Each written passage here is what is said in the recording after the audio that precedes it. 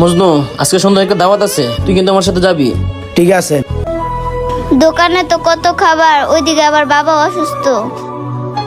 দেখছস মেয়েটা কত সুন্দর, দেখে মনে হয় অনেক ক্ষুধার্ত। আমরা চা খাইতেছি, চার দিকেও দেখতেছে, আবার দোকানে রুটির দিকেও দেখতেছে।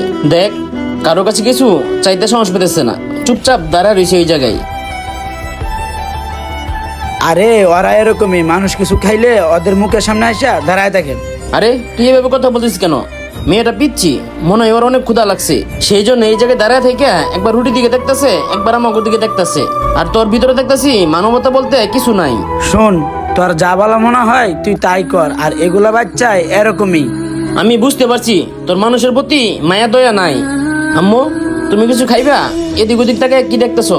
খাইলে আমাকে বলো, আমি কিনে দিব। না আঙ্কেল, আমি কিছু খাবো না। পারলে আমাকে একটা রুটি কিনে দেন। আপনি আমাকে একটা রুটি কিনে দিলেই হবে, আমার আর কিছু লাগবে না। দেখছস মজনু, মেয়েটা কত ভদ্র, একটা রুটি চাইছি, এর বেশি কিছু কিনতে চাইছে না। আর তুই এ ধরনের বাচ্চাদের উপর ক্ষিপ্ত হয়ে থাকস, তুই এদেরকে দেখতেই পারস না।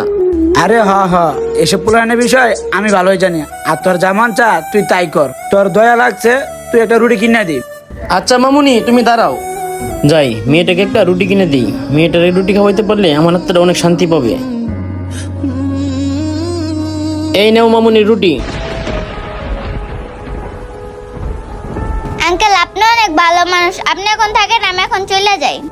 আচ্ছা ঠিক আছে আম্মু, তুমি এখন যাও।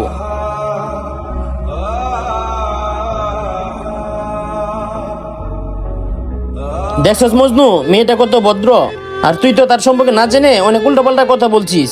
আমার কাছ থেকে মাত্র একটা রুটি নিল, আর বেশি কিছু নেই নাই। সেই রুটিটা এখানে খাইলো না।